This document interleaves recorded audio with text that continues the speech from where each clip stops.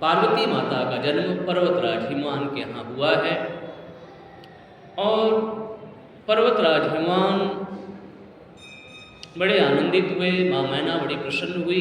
पर्वत पर रहने वाले जितने भी साधु संत हैं सभी बड़े आनंदित हुए। गोस्वामी जी कहते हैं नदियाँ बड़ी सुंदर बहने लगी, हवाएं सुंदर हुई हैं, चारों तरफ का वातावरण परम मंगलमय हुआ है। और इसी बीच में जो देवता हैं वो भी आए हैं और उन्होंने अप्रत्यक्ष रूप में माँ की स्तुति किया है, माँ के चरणों में वंदना किया है और फिर वंदना करके सभी अपने अपने लोक को गए। समय बीता है और इसी बीच में हमारी भवानी माँ दुर्गा पड़ी हुई हैं और इसी क्रम में देव ऋषि नारद जी का आगमन होता है। जब देव ऋषि नारद जी आए तो धन्यवा के भाग जाके साधु आए पाहुने, ये बड़े भाग्य होते हैं। परम संत पधारे, बड़ी कृपा है। तो भगवान आए हैं तो पर्वतराज हिमवान तो परम खिल उठे। माँ मैना बहुत खुश हुई, हमारा अहो भाग्य, भगवान आप पधारे, स्वागत है स्वागत है। कहते हैं कि उसके बाद उन्होंने एक ऊंची गादी पर भगवान देवर्षि नारद जी को आसन दिया। भगवान बड़े प्रेम से बैठे हैं और उसके बाद उनका चरण प्रक्षालन किया है और उनका चरणामृत जो है सभी घरों में पूरे पर्वत पर छिड़का है, सभी घर पवित्र हुए हैं। फिर गोस्वामी जी कहते हैं माँ पार्वती को बुलाया और माँ पार्वती को कहा कि आप देवर्षि नारद जी के चरणों में प्रणाम करो। माँ ने देवर्षि नारद जी के चरणों में प्रणाम किया। उसके बाद पर्वतराज हिमवान ने कहा कि हे भगवान, आप हमारी बिटिया के हस्तरेखा को देखिए और बताइए इसमें क्या गुण है, क्या दोष है। तो जब दोष की बात देवर्षि नारद जी ने सुना तो देवर्षि नारद जी थोड़ा मुस्कुराए और उन्होंने कहा कि आप भगवती के बारे में दोष पूछती हैं, देवी के बारे में दोष पूछती हैं, आप लोग पूछ रहे हैं। ये देवी तो सर्वगुण संपन्न है। पहली ही चौपाई में, पहली ही वाक्य में, पहले ही वाणी में देवर्षि नारद जी ने पूरी सार बात कह दिया। कैसे कहा तो गोस्वामी जी कहते हैं सुने मृदु गूढ़, देवर्षि नारद जी के जो वचन हैं वो बड़े गूढ़ता के साथ मृदुता लिए हुए हैं। नारद जी बोले कह मुनि बिहसी गूढ़ मृदु वाणी, श्रुता तुम्हारी सकल गुण खानी। इसी में सब कुछ आ गया, इसमें सब आ गया। हे भगवान, हे पर्वतराज हिमवान जी, मैं आपको कहूँ आपकी जो बिटिया है वो संपूर्ण गुणों की खान है, इसमें कोई दोष नहीं। लेकिन ये कहने को तो भले लोग कहें, लेकिन जो संसार में आया है उसमें कुछ न कुछ गुण होगा, उसमें कुछ दोष होगा। भगवती परे हैं लेकिन ममता के कारण ऐसा लगता है कि ये हमारी बिटिया है। बाकी तो इस प्रकार से देवर्षि नारद जी ने कहा कि आपकी जो बिटिया है वो सर्वगुण संपन्न है। उन्होंने अप्रत्यक्ष रूप में संकेत कर दिया कि आपकी जो बिटिया है ये जगदम्बा है, ये भवानी है, ये दुर्गा है, ये पार्वती है, इनमें कोई दोष नहीं। कई रूपों में भगवती की महिमा का गान किया। सुता सुलक्षण शैल तुम्हारी, सुनहु जे अब अवगुण दुई चारी। और हे भगवान, मैं आपको कहूँ आपकी बिटिया में दो चार अवगुण हैं। वो अवगुण ये है कि इनको जो वर मिलेगा वो अगुण अमान, मातु पितुहीना, उदासीन संशय सब छीना, जोगी जटिल अकाम मन, नगन अमंगल वेश, अश स्वामी एहि कह मिली परई हस्त असरे। पर्वतराज हिमवान और माता मैना बड़े दुखी हुए कि बिटिया इतनी स्वरूपवान, इतनी विलक्षण श्रेष्ठ है और इसको कैसा वर मिलेगा। सभी सखियां, पर्वतराज हिमवान सभी बड़े दुखी हुए। गोस्वामी जी कहते हैं लेकिन उसी सभा में बैठी हैं हमारी माता पार्वती। पार्वती माता ने जब इन बातों को सुना तो पार्वती माता बड़ी खुश हो गई। वो समझ गई कि ये सारे के सारे लक्षण तो हमारे महादेव में हैं और माँ ने अंदर ही अंदर वो प्रसन्न हुई। ऊपर से वो भी सबकी तरह माँ ने भी अपना दुख ही दिखाया कि मैं भी दुखी हूँ। फिर देवर्षि नारद जी से पर्वतराज हिमवान ने पूछा कि भगवान इसका समाधान क्या है।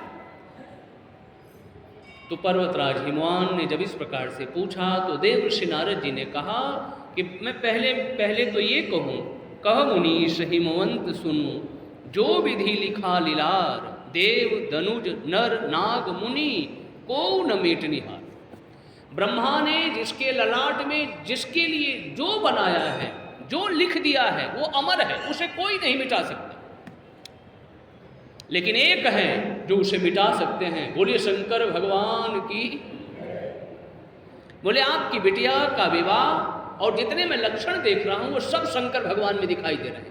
यदि भगवान महादेव के साथ आपकी बिटिया का विवाह हो जाए तो दोष भी गुण का रूप रंग आकार ले लेंगे, क्योंकि समरथ के नहीं दोष गोसाई, रवि पावक सुर सर की नाई। शंभु सहज समरथ भगवाना, यही विवाह सब विधि कल्याण। देवर्षि नारद जी ने अपनी तरफ से कह दिया कि भगवान शंकर के साथ आपकी बिटिया का विवाह हो। और भगवान शंकर वैसे बहुत जल्दी प्रसन्न होते हैं, लेकिन भगवान शंकर की जो आराधना है वो कठिन है। जो तप करे कुमारी तुम्हारी, तो भावी मेटी सकही त्रिपुरारी। यदि आपकी बिटिया तप करे तो भगवान शंकर ब्रह्मा के लेख को भी मिटा सकते। और इस प्रकार से कह करके देवर्षि नारद जी हरि नाम का गुणगान गाते हुए, श्रीमन नारायण नारायण करते हुए अपने लोक को गए हैं। इधर जो माँ मैना हैं वो जा करके अपने स्वामी के चरणों को उन्होंने पकड़ लिया और उन्होंने कहा, हे स्वामी, ये हमारे देवर्षि बाबा क्या आए थे और क्या कह करके चले गए, मैं तो कुछ समझ ही ना पाई। अब एक माँ समझे भी तो कैसे समझे।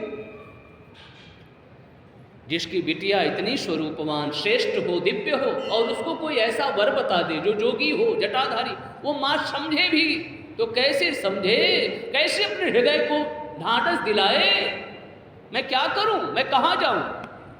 तो उन्होंने अपने स्वामी के चरणों में विनती किया, हे स्वामी, मैं आपसे एक बात कहना चाहती हूँ। बोलो देवी।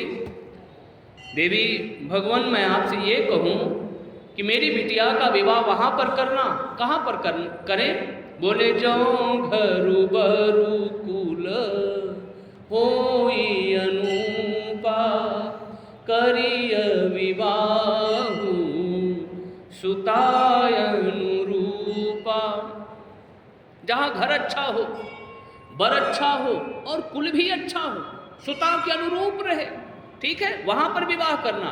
मानो अप्रत्यक्ष रूप में हमारी माता पार्वती ने ये संकेत किया, ये बाबा हमारी बिटिया के लिए जो वर बता करके गए हैं ना तो वो वर के रूप में कुछ समझ में आता है, ना तो उसका घर ठीक से समझ में आता है, और ना तो उसका कुछ समझ में आता है। लेकिन भगवान, मैं आपसे कहूँ, इन तीन बातों की परख कर लेनी चाहिए बिटिया के विवाह में। तो तीनों बातों का आप देख लेना, घर भी अच्छा हो, बर भी अच्छा हो और कुल भी अच्छा हो। वैसे यदि हम और मोटे मोटे रूपों में देखेंगे तो ऐसा लगेगा शंकर भगवान का कैसा घर, शंकर भगवान का कैसा वर के रूप में कैसे है और उनका कुल कैसा है। लेकिन यदि हम और आप थोड़ी गहराई में उतर करके देखेंगे तो भगवान शंकर के घर जैसा किसी का घर नहीं, भगवान शंकर के वर जैसा कोई वर नहीं, भगवान शंकर के कुल जैसा कोई कुल नहीं। बोलिए शंकर भगवान की। क्या महिमा है जरा हमारे महादेव की। आप उस परम सौंदर्य की झांकी का जरा दर्शन करिए जो हमारे गोस्वामी जी लिखते हैं। जब बैठे हैं अपने कैलाश में तो क्या अद्भुत उनका परम सौंदर्य हमारे गोस्वामी जी ने दिखाया है। गोस्वामी जी कहते हैं, जटा मुकुट सुर सरित सिर, लोचन नलिन विशाल, नीलकंठ लावण्य निधि, शोभबाल विधुभाल। आप कभी भी गंगा को देखो, हरिद्वार में जाइए, गंगा मैया जब बह रही हो अच्छी लगती है कि नहीं। आप विचार करिए, थोड़ा एक व्यावहारिक पक्ष देखिए। हम और आप जब भगवती गंगा को बहते हुए हम और आप देखते हैं ना, कितना अच्छा लगता है, कितना मनोरम लगता है। और जिसके जटाओं में गंगा बह रही हो, आप विचार करिए कितना सुंदर होगा साहब। आंखें वैसे बहुत श्रेष्ठ होती हैं, लेकिन जिसकी आंखें बड़ी हो और जिसकी आंखें नीली हो, अरे साहब उसका तो फिर जवाब ही नहीं। तो हमारे महादेव की आंखें बड़ी भी हैं और नीली भी हैं, तो महादेव के समान कोई वर के रूप में नहीं है। तो पर्वतराज हिमवान ने अपनी पत्नी माँ मैना को कहा कि हे मैना, देवर्षि नारद जी के वचन कभी झूठे नहीं हो सकते। हो सकता है चंद्रमा में से अग्नि गिरने लगे, लेकिन कभी ऐसा होगा नहीं, लेकिन हो सकता है कि चंद्रमा में से अग्नि की वर्षा होने लगे। लेकिन देवर्षि नारद जी के वचन अन्यथा नहीं हो सकते, झूठे, क्योंकि वो संत हैं। संतों की वाणी कभी झूठी नहीं होती। इसलिए देखो मैना, मैं तुमसे एक बात कहूँ, ठीक है हर माता पिता को अपनी बिटिया को लेकर के चिंता होती है, स्वाभाविक सी बात है। लेकिन देखो मैना, जिसने हम सबको बनाया है ना, उसके ऊपर भी बहुत बड़ी जिम्मेदारी है। ठीक है, जिसने हमको और आपको बनाया है, भाई ठीक है हमारी जिम्मेवारी माता पिता के ऊपर है, लेकिन माता पिता और पूरे संसार की जिम्मेवारी जिसने सबको बनाया है उसके ऊपर भी है। इसलिए तो हमारे शास्त्रों ने लिखा, जब दांत न थे तब दूध दिए, और जब दांत दिए तो अन्न भी दे हैं। ये उसकी जिम्मेवारी है मैना, थोड़ा उस पर आप विचार करो, थोड़ा उस पर छोड़ करके तो देखो। ये विश्वास जितना दृढ़ हो जाए साहब ना, मौज हो जाए साहब, मौज हो जाए। यदि हमारा ये परम विश्वास दृढ़ हो जाए, ठाकुर के ऊपर हम छोड़ दें, तो हमारे मौज हो जाए, जिसे कहें बल्ले बल्ले हो जाएगी। तो यही भगवान ने कहा है, कृपया सोचु परिहरहु सब, सुमिरहु श्री भगवान, पार्वती ही निर्मयहु जेहि, सोई करिहि कल्याण। इसलिए मैना अब उनके ऊपर छोड़ो और उनकी शरण में आओ, उनके नाम का जप करो, और जा करके अपनी बिटिया को कहो कि बिटिया तुम जाओ वन में जा करके बिटिया तप करो, क्योंकि नारद जी ने यही उपाय बताया है। माँ मैना का जो संदेह था, जो भ्रम था, वो दूर हुआ है, और वो अपने स्वामी के चरणों में वंदन करके खुशी के साथ वो अपनी बिटिया के पास पहुँचती है। जैसे ही बिटिया के परम सौंदर्य को देखा, परम सुकुमारता को देखा, अब माँ तो माँ ही है साहब।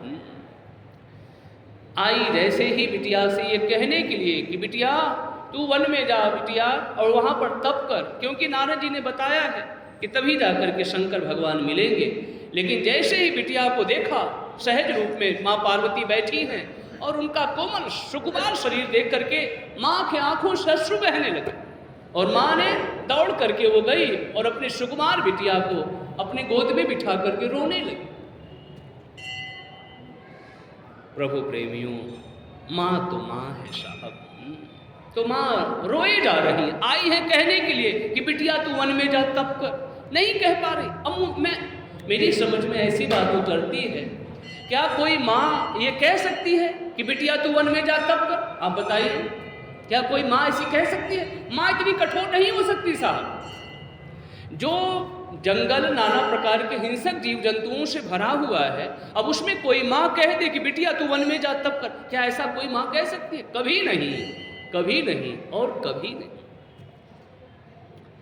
तो फिर जगदम्बा भवानी हमारी जो दुर्गा माँ हैं, जो हमारी पार्वती माँ हैं, उन्होंने विचार किया कि देखो मेरी माँ मुझको आई थी कहने के लिए कि बिटिया तू वन में जा तप कर, लेकिन अपने वात्सल्य अपनी ममता के कारण वो कह नहीं पा रही हैं, अब मुझे ही कुछ कार्य बनाना पड़ेगा। इस पूरे प्रसंग में आप देखेंगे दो जगह पर माता मैना एकदम से माथी समझ नहीं पा रही है, जिसे कहें किंग कर्तव्य विमूढ़ हो गई। दो जगह ऐसे प्रसंग आए हैं, एक तो ये है और एक आगे। कहते हैं कि इसके बाद माता पार्वती ने कहा कि भगवान कल रात, माँ पार्वती ने अपनी माँ से कहा, अरे माँ मैंने कल रात को एक स्वप्न देखा। क्या स्वप्न देखा बिटिया? माँ मैंने कल रात को मेरे स्वप्न में गौर वर्ण वाले एक ब्राह्मण देवता आए थे, और वो मुझे कह रहे थे, हे पार्वती ये संसार में जो कुछ भी दिखाई दे रहा है, जो कुछ भी, ये सब के मूल में एकमात्र तप ही है। ब्रह्मा जी जो सृष्टि की रचना करते हैं वो भी तप से ही करते हैं, शंकर भगवान जो संहार करते हैं वो भी तप से ही करते हैं, विष्णु भगवान जो पालन करते हैं वो तप से ही करते हैं। इसलिए हे पार्वती सारी सृष्टि तप के आधार पर है। इसलिए जो देवर्षि नारद जी ने आपको भी तप की बात बताई है ना, आप भी जाकर के तप करिए। ये बात उन्होंने अपनी माँ से कहा, और माँ से कहा माँ अब मुझे भी आज्ञा दो, मैं जाऊँ वन में तप करने। जो बात माँ कहने आई थी उसे माँ नहीं कह पाई, तो हमारी पार्वती माता ने कह करके उस बात को पूरा कर दिया है। गोस्वामी जी कहते हैं जैसे ही माता पार्वती तप करने के लिए वन में जाने के लिए तत्पर होती हैं, माँ दौड़ करके जाती हैं और पर्वतराज हिमवान को बुला करके लाती हैं। अरे स्वामी स्वामी, बिटिया वन में तप करने के लिए जा रही है, रोको इसको, रोको इसको। देखिए माँ तो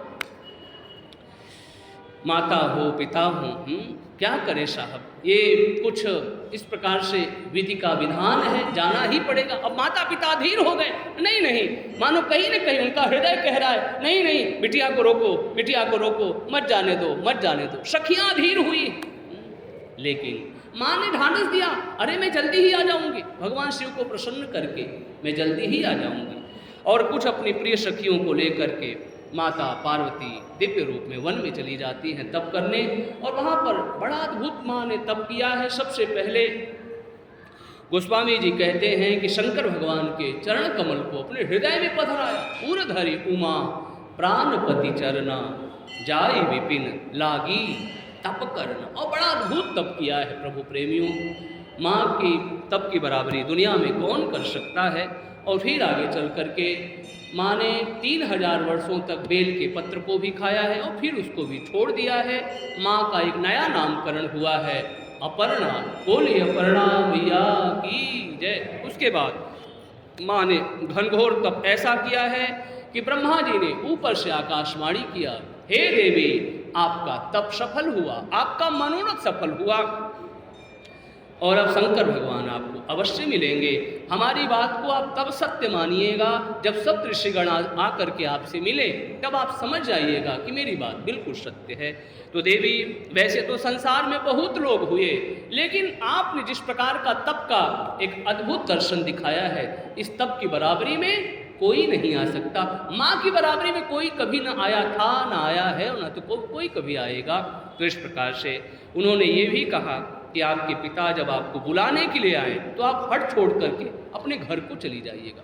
इसके बाद हमारी जो पार्वती माता हैं वो सहज रूप में बैठ गई उसी पर्वत पर, और दूसरी तरफ जो शंकर भगवान हैं वो सती माता के बाद यहाँ वहाँ जहाँ तहाँ पहुँच करके दिव्य रूप में भगवान राम की कथा को सुनते रहते हैं। जहाँ अधिकारी लोग होते हैं वहाँ उनको कथा सुनाते भी हैं। इसी में शंकर भगवान का समय बीत रहा है। इसी बीच में एक दिन भगवान राम उनके समक्ष प्रकट हुए और उनकी जय जयकार किए और बोले कि हे भगवान, अब मेरी आपसे एक प्रार्थना है कि आप जाकर के शैलजा से विवाह कर लीजिए। भगवान शंकर ने कहा कि भगवान, अगर ये बात उचित ना भी हो तो भी स्वामी की आज्ञा को कभी मेटना नहीं चाहिए। माता पिता गुरु की आज्ञा को बिना सोचे समझे उनकी बात को सिरोधार्य करना चाहिए। शंकर भगवान से ऐसा कह करके भगवान राम अंतर्धान हुए। उसके बाद सप्तऋषिगण पहुँचे हैं, और जब सप्तऋषिगण भगवान आए तो भगवान महादेव ने कहा, पार्वती पहि जाय तुम प्रेम परीक्षा लेव, गिरि प्रेरि पठेव भवन दूरी करेव संदेव। और गिरिराज को भी कहना कि हे गिरिराज, आपकी बिटिया का तप सफल हुआ है, जाओ उसे सादर आदर पूर्वक ले आओ अपने घर पर, ऐसा निवेदन करना। तो सप्तऋषिगण पहुँचे तो सबसे पहले हम और आप जानते हैं माँ की परीक्षा हुई है, और कोई माँ की भला क्या परीक्षा लेगा प्रभु प्रेमियों, प्रभु भक्तों। माँ तो सभी परीक्षाओं से परे हैं। पहले देवर्षि नारद जी की बात आई, फिर भगवान शंकर की बात आई है, और इस प्रकार से माता पार्वती ने अपनी बात को दृढ़तापूर्वक रखा कि ना तो मैं गुरु को छोड़ने वाली हूँ, ना तो शंकर भगवान को छोड़ने वाली हूँ। और आप लोगों को ज़्यादा ये करना हो ना, कौतुक करना हो तो बहुत सारे घर पड़े हैं, लेकिन यहाँ आपका, जिसे हम और आप व्यावहारिक रूप में कहें, मानो यहाँ आपकी दाल गलने वाली नहीं है, आपको और भी बहुत सारे घर हैं, जाकर के वहाँ पर आप लोग अपना कौतुक करिए। तो इस प्रकार से माँ अपनी बात पर दृढ़ रहती है। आगे चल करके जो सप्तऋषिगण है वो भवानी पार्वती से पूछते हैं कि अगर शंकर भगवान आकर के कहे कि आप नारद जी के वचन को छोड़ दो तो मैं आपको मिलूंगा, तो आप क्या करोगे। ये बड़ा ही कठिन प्रश्न था, क्योंकि मूल तो शंकर भगवान को ही पाना था। तो अगर शंकर भगवान आकर के कहे कि आप नारद जी के वचन को छोड़ दो, मैं आपको तब मिल लूँगा, तो क्या करोगे। तो माँ पार्वती ने बड़ा अद्भुत, हम सबके लिए ये सब माँ की लीला ही है, हमारे और आपके लिए। तो माँ पार्वती ने कहा कि मैं अपने गुरु के वचन को नहीं छोड़ सकती, भले शंकर भगवान आकर के कहें, लेकिन मैं गुरु के वचन को, ये आप एक बात समझ लें, जहाँ पर गुरु के वचनों पर परम विश्वास हो जाए ना, तो वहाँ समझना कि ईश्वर मिले मिलाए, और जहाँ गुरु के वचन पर विश्वास नहीं, वहाँ पर ईश्वर बड़ी दूर नगरी वाली बात है। तो प्रभु प्रेमियों, आगे चल करके सप्तऋषिगणों ने भवानी की जय जयकार किया और कहा, तुम माया भगवान शिव जगत सकल जगत पितुमात नाई चलन सिर मुनि चले पुनि पुनि हर शतगात। भवानी की जय जयकार करके और बड़े हर्षित होकर के सप्तऋषिगण पर्वतराज हिमवान के पास पहुँचे, उनको सारी बात बताए। वो सादर आदर पूर्वक भवानी को लेकर के अपने घर आए और उसके बाद सप्तऋषिगण शंकर भगवान के पास पहुँचे, वहाँ सारी बातों को बताया है। शंकर भगवान बड़े प्रसन्न हुए, सप्तऋषिगण अपने लोक को गए, शंकर भगवान परम समाधि में चले गए। उसके बाद कथा कहती है कि वो शंकर भगवान जब समाधि में चले गए तो उसी समय की बात है, तारकासुर जैसा बड़ा दुर्दांत राक्षस पैदा हुआ और उसने अपने अत्याचार से सभी देवताओं के ऊपर अधिकार कर लिया है। सभी देवता बहुत डरे और सभी ब्रह्मा जी की शरण में गए। ब्रह्मा जी कहते हैं कि ये जो राक्षस है इसका उद्धार भगवान कार्तिकेय के हाथों लिखा गया। और उसके बाद भगवान शंकर जो है समाधि लगाए बैठे। शंकर भगवान को किसी तरह से आप लोग जगाइए, फिर हम जा करके उनसे बात करेंगे और कहेंगे कि नहीं महाराज आप विवाह करिए। फिर उसके बाद पूछा गया क्या किया जाए, तो ये हुआ कि कामदेव को याद किया जाए। कामदेव को जैसे ही याद किया गया, कामदेव कहते हैं कि भगवान शंकर से विरोध का मतलब ही है मेरी मृत्यु, लेकिन फिर भी मैं आप लोगों का काम करूँ। ये कामदेव ने के काम बड़े अद्भुत है। कामदेव ने बड़ी अद्भुत बात कही है कि परहित लाग तजई जो देही संतत संत प्रशंसही देही। परहित वाला व्यक्ति यदि वैसे शुरू में ये होता है कि परहित का कार्य करने में कठिनाई की अनुभूति होती है, लेकिन जो इसमें सफल हो जाता है ना उसको कई गुना उसका फल मिलता है, कई गुना साहब, उसको हम और आप गा ही नहीं सकते। और आगे चल करके उसी का सुंदर परिणाम हुआ कि आगे चल करके शंकर भगवान समाधि से जगे, कामदेव जल करके भस्म हुआ। और अब देखिए इसी परहित का परिणाम ये हुआ कि अभी तक तो सिर्फ कामदेव था, लेकिन अब भगवान जब रति माता ने प्रार्थना किया, भगवान हमारे स्वामी तो देवताओं का कार्य बनाने के लिए आए थे और आपने उनको भस्म कर दिया, तो उन्होंने कहा देवी ये आपके स्वामी का परहित बेकार नहीं जाएगा, अब से आपके पति का नाम कृष्ण तनय होई पति तोरा। ये सांब होंगे, यही कृष्ण के पति। कृष्ण तनय होई पति तोरा वचन अन्य था होई न मोरा। कृष्ण तनय, भगवान कृष्ण के पुत्र बनेंगे। अब सोचिए कितनी बड़ी उपलब्धि मिल रही, विचार करिए, ये परहित का परिणाम है साहब। तो आगे चल करके रति माता शंकर भगवान की जय जयकार करके वहाँ से चली जाती हैं। सभी देवता आए, शंकर भगवान ने पूछा कि आप लोग क्यों आए हैं, तो सभी देवताओं ने कहा भगवान हम आपका विवाह देखना चाहते हैं। सकल सुरन के हृदय अस शंकर परम उछाव निज नयन देखा चाहें नाथ तुम्हार विवाह। भगवान शंकर ने कहा ठीक है आप लोग तैयारी करिए। सभी देवता बड़े प्रसन्न हुए, नगाड़े बजने लगे, वातावरण परम मंगलमय हुआ है। उसके बाद गोस्वामी जी कहते हैं फिर से ब्रह्मा जी ने सप्तऋषिगणों को कहा आप जाइए पर्वतराज हिमवान को कहिए कि विवाह की जो लग्न पत्रिका है उसको तैयार करा करके आप हमें दीजिए। और उसके बाद सप्तऋषिगण फिर से एक बार माँ के पास पहुँचते हैं और वहाँ पर फिर माँ के समक्ष अपनी बात को रखते हैं। माँ ने फिर अपने सुंदर भाव को रखा है। फिर से भवानी के चरणों में सप्तऋषिगणों ने माँ को प्रणाम किया और उसके बाद सप्तऋषिगण के पास पहुँचे और सारी बातों से अवगत कराया। उसके बाद कहा कि ब्रह्मा जी ने भेजा है कि आप सुंदर लग्न पत्रिका तैयार करा के हमें दीजिए। और उसके बाद जो पर्वतराज हिमवान हैं उस पर्वत पर बैठे हुए जो अनेकानेक संत हैं, जो बड़े उच्च कोटि के संत थे, बड़े उच्च कोटि के जो विद्वान थे, उनके समक्ष उन्होंने अपना निवेदन रखा और उन्होंने सुंदर रूप में अमुक तिथि अमुक नक्षत्र अमुक घड़ी में सुंदर लग्न पत्रिका तैयार करा के भगवान पर्वतराज हिमवान को सौंप दिया। और पर्वतराज हिमवान वो लग्न पत्रिका ला करके उन्होंने सप्तऋषिगणों को दिया है। सप्तऋषिगण भगवान को दे करके उनके चरणों में प्रणाम करते हैं और उसके बाद सप्तऋषिगण ब्रह्मलोक में पहुँचे। जब ब्रह्मलोक में पहुँचे तो ब्रह्मा जी को वो लग्न पत्रिका दिया है और उसके बाद ब्रह्मा जी लग्न पत्रिका खोल करके सभी को बताने लगे, अरे आप लोग सुनिए सुनिए, अमुक तिथि में अमुक नक्षत्र में अमुक घड़ी में भगवान गौरी शंकर का विवाह सुनिश्चित हुआ है। इस बात को सुन करके सभी लोग आनंदित हुए, नगाड़े बजने लगे, ढोलक बजने लगे, फूलों की वर्षा होने लगी। समय बीतता गया और ये परम पावन मंगलमय दिन आ गया। बोलो गौरी शंकर भगवान। उसके बाद गोस्वामी तुलसीदास जी महाराज कहते हैं सभी लोग बड़े भाव के साथ, बड़े आनंद के साथ अपने अपने वाहन को सजाने लगे और दसों दिशाओं में मंगल कलश की स्थापना की गई है। गोस्वामी जी कहते हैं कि हमारे भगवान महादेव भी सजने लगे, संवरने लगे। कौन सजा रहा है, कौन उनको संवार रहा है? तो हमारे बाबा कहते हैं लगे समारन सकल सुर शिव ही शंभुगन करहि श्रृंगारा जटा मुकुट ही मोरु संवारा। शंकर भगवान का वैसे जो सजना है, जो संवरना है, वो बड़ा अद्भुत है। वैसे लगता है सांपों से सज रहे हैं, कहीं नरमुंडों से सज रहे हैं, कहीं राख से सज रहे हैं, आदि आदि चीज़ों में हम और आप देखते हैं। लेकिन इन सब चीज़ों में बड़े सूत्र हैं, बड़े सूत्र हैं।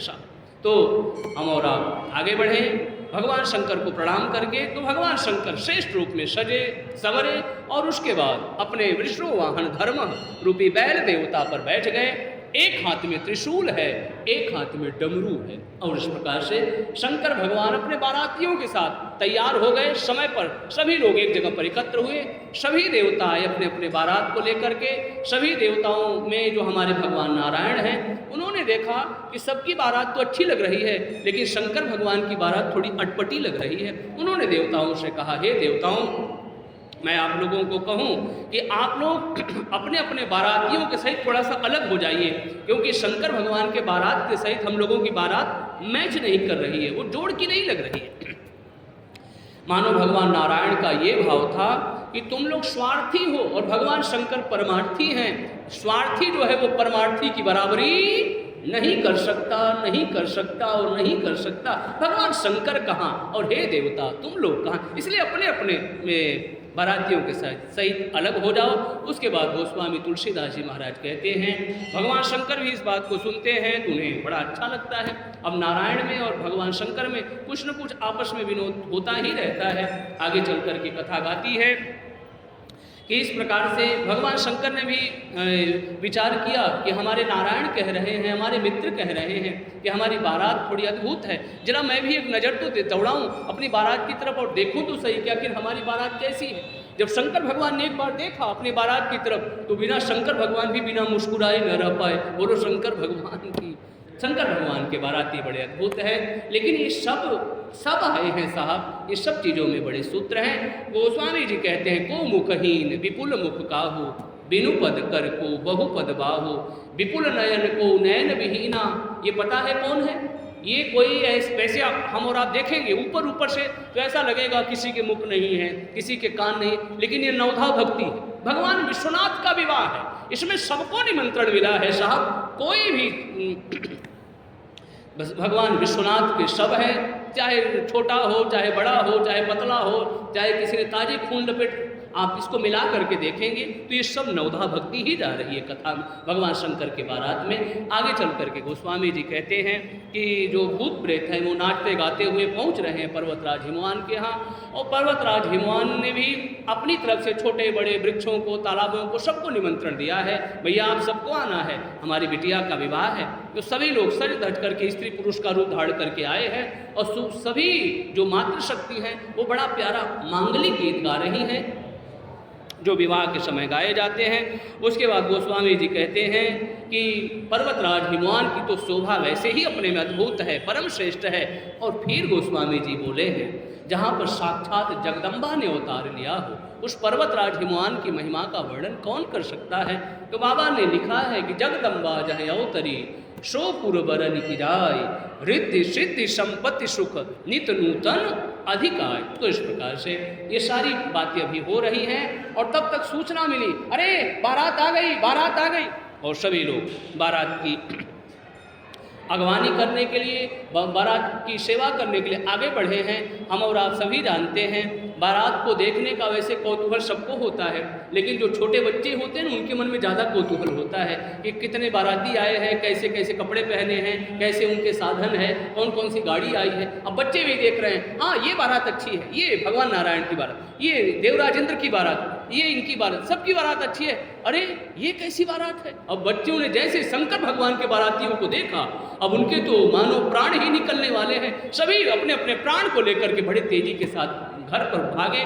और बच्चों को जब इस स्थिति में माता पिता ने पूछा कि बेटे क्या बात है, बारात कैसी है, दूल्हा कैसा है, तो बच्चे हाँफ रहे हैं, मानो डर गए हैं। स्वाभाविक सी बात है साहब, ये डर तो हर व्यक्ति को लग ही जाएगा, वो बच्चे तो बच्चे ही हैं। तो वो बच्चे बोले कि माँ वो बारात है कि यमराज की बारात है। तो इस प्रकार से माता पिता भी मुस्कुराते हैं और बच्चों को ढांढस बंधाते हैं। बच्चों ने अपने सहज सरल बातों में अपनी बात को रखा कि माँ वो बारात तो हम लोगों ने ऐसी देखी कि तलछार ब्याल कपाल भूषण नगन जटिल भयंकरा संगभूत प्रेत पिशाच जोगिनी विकट मुख रजनीचरा। और माँ एक बात हम आपसे एक बड़ी दृढ़तापूर्वक कह दें, जो जियत रही बारात देखत पुण्य बढ़ते ही कर सही। और जिसके बड़े भाग्य होंगे वही भगवान गौरी शंकर का विवाह देखेगा। वस्तुतः बात तो बच्चों ने सही ही कहा, जिसके बड़े भाग्य होंगे वही गौरी शंकर भगवान के बारात में उपस्थित होगा। तो प्रभु प्रेमियों प्रभु भक्तों, माता पिता भी मुस्कुराते हैं और बच्चों को ढांढस प्रदान करते हैं। उसके बाद कहते हैं कि फिर उसके बाद सभी बारातियों को जनवासा दिया गया। और फिर उसके बाद परिछन का सुंदर सा समय आया। और जब परिछन करने के लिए हमारी माता जो मैना है वो सुंदर सोने के थाल में सारी मांगलिक वस्तुओं को उन्होंने लिया है और परिछन करने के लिए जैसे ही अपने दामाद का बाहर निकली हैं, सुंदर सुंदर मांगलिक गीत गाई जा रही हैं माताओं के माध्यम से। सभी विवाह के मांगलिक गीतों को गा रही हैं। और जैसे ही भगवान शंकर के ऊपर नजर पड़ी है, गोस्वामी जी कहते हैं विकट वेश रुद्र ही जब देखा तो अबलन उर भय भयउ विशेखा। माँ तो माँ है, तो माताएं बड़ी डर गई, अरे ये कैसा रूप है, ये तो ये अब वो नारद जी की बात याद आई। नारद जी सही कहते थे, कुछ ऐसा ही रूप वाले शंकर भगवान है। अब वो तो माता एकदम डर गई और डर कर घर के अंदर भागी। और भाग करके कहाँ गई, अपनी बिटिया को जा करके अपने गोद में उठा लिया और गोद में बिठा करके फिर से रोने लगी। यहाँ पर भी माता एकदम किन कर्तव्य विमूढ़ हो गई, मैं क्या करूं, हे विधाता ये तूने क्या कर दिया, कैसा वर तूने मेरी बिटिया के लिए बनाया, तेरी पास समझ नहीं थी क्या जब हमारी बिटिया के लिए वर को तू बना रहा था। फिर माँ कई रूपों में रो रही है। कश कीन्ह बरु बौराह विधि जेहि तुम ही सुंदरता दई, जो फलु चाहिए सुर तरुहि सो बरबस बहु रहिला। कई प्रकार से माँ रो रही हैं। फिर उसके बाद रोते रोते नारद जी का भी ध्यान आया। अब कहने लगी, अरे इन नारद जी का मैंने क्या बिगाड़ा था, मेरा बसा बसाया घर नारद जी ने उजाड़ दिया। सचमुच में नारद जी के लिए जो लोग बातें करते हैं ना वो सही करते हैं। कई प्रकार से माँ रो रही हैं। फिर यहाँ पर हमारी माता जगदम्बा ने माँ को प्रकाश दिखाया और माँ को कहा, माँ आप ऐसी बातें बिल्कुल मत करो, ये सभी मातृशक्ति के लिए, मेरी समझ में ऐसी बात उतरती है, सभी मातृशक्ति के लिए हमारी जगदम्बा ने बहुत बड़ी बात कही, सभी मातृशक्ति के लिए बहुत प्रेरक बात है। हमारी भवानी ने कहा, माँ दुर्गा ने, माँ पार्वती ने कहा, माँ कोई किसी को दुख सुख नहीं देता, कोई किसी को दुख सुख नहीं देता, इसलिए माँ नारद जी के ऊपर आप झूठा दोषारोपण मत लगाओ। बड़ा गजब का भाव रखा। माँ पार्वती बोली हैं कि माँ जनिले हूँ मातु कलंकु करुणा, परिहरहु अवसर नहीं, दुख सुख जो लिखा लीलार हमरे, जाब जह पाऊब तहीं। और फिर छंद में भी इसको गाया है, जनिले हुमा तु कलंक करुणा परिहर हुआ अवसर नहीं। तो इस प्रकार से माँ की बातों को सुन करके थोड़ा सा हमारी जो माँ मैना है उनको ढांढस मिला। और उसके बाद जन्मासी तक ये बात पहुँच गई, अरे भैया माता पार्वती की जो माँ मैना है वो तो कह रही है कि मैं ऐसे वर्षे अपनी बिटिया का विवाह नहीं करूँगी। तो सब लोग नारद जी की तरफ देखने लगे, बाबा ये विवाह आपने ही इसकी अगुवाई किया है, आप ही इसका कुछ समाधान करिए। तो नारद जी ने जब इस बात को सुना तो नारद जी ने कहा कि मैंने तो ऐसा सुना है कि मैना माता सबसे ज़्यादा यदि किसी पर रुष्ट है ना तो मेरे ही ऊपर है, बोलो वृंदावन बिहारी लाल की। तो बोले फिर क्या किया जाए, बोले नारद सब ऋषि भगवान को बोले कि भगवान थोड़ा मैं चाहता हूँ कि आप लोग भी हमारे साथ चलें, कई लोग एक साथ बोलेंगे ना, एक साथ रहेंगे ना, तो बात को समझाने में थोड़ा सा सुविधा रहेगी। तो सप्तऋषिगण वहाँ पर पहुँचते हैं और माता जो मैना है उन्होंने उस समय अपने वात्सल्य के कारण अपनी बिटिया को अपनी गोद में बिठा रखा है। तो उन्होंने पूछा, नारद जी ने पूछा कि माँ तुम क्यों रो रही हो? अब तो माता मैना के अंदर और थोड़ा सा क्रोध आया।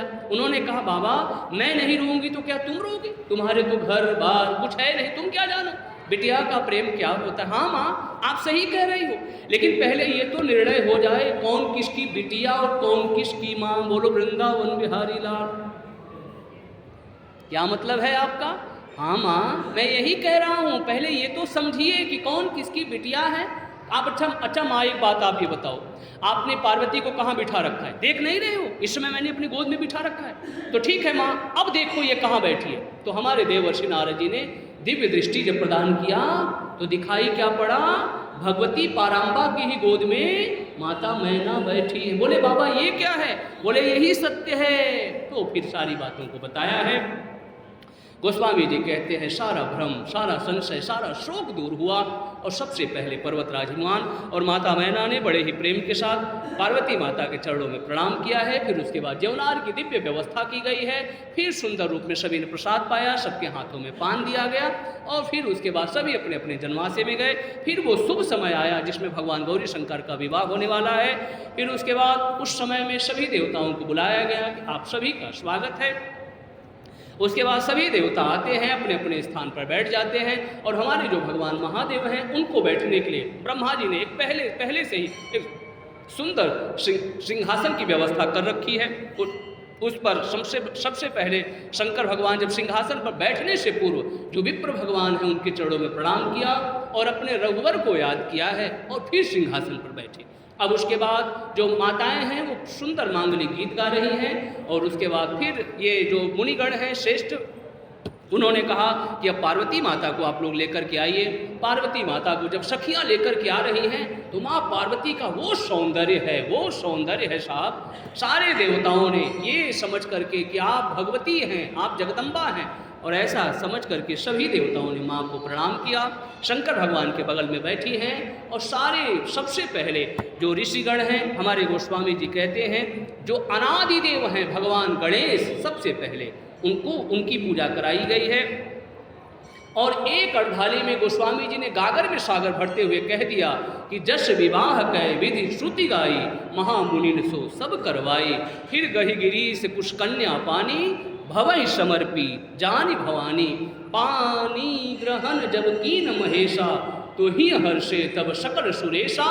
वेद मंत्र मुनिवर उच्चरही जय जय जय शंकर सुर करही। हर गिरिजा कर भयउ विबाहु सकल भुवन भरी रहा उछाहु। एक दूसरे को सभी बधाई देने लगे।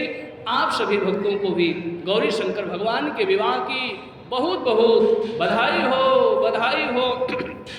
बस थोड़ी सी कथा और है, हम और आप जल्दी जल्दी आगे बढ़ रहे हैं। फिर उसके बाद जो पर्वतराज हिमवान हैं उन्होंने बहुत सारा सामान दिया है और भगवान शंकर के समक्ष हाथ जोड़ा और कहा भगवान आप तो पूर्ण काम है, भला मैं आपको क्या दे सकता हूँ। शंकर भगवान ने अपने ससुर का संतोष किया कि उसके बाद जो माता मैना है उन्होंने बड़े भाव से और बड़े ही प्रेम से शंकर भगवान के पास गई और वो बोली कि हे भगवान मैं आपसे एक प्रार्थना करना चाहती हूँ कि हमारी जो बिटिया है ना उसको अपने घर की टहलनी बनाइएगा और इससे कुछ भी दोष हो जाए, गलती हो जाए तो इसको माफ कर दीजिएगा। शंकर भगवान ने अपनी सास माता का भी ढांढस बंधाया, संतोष दिया है और उसके बाद वो पार्वती माता के पास गई।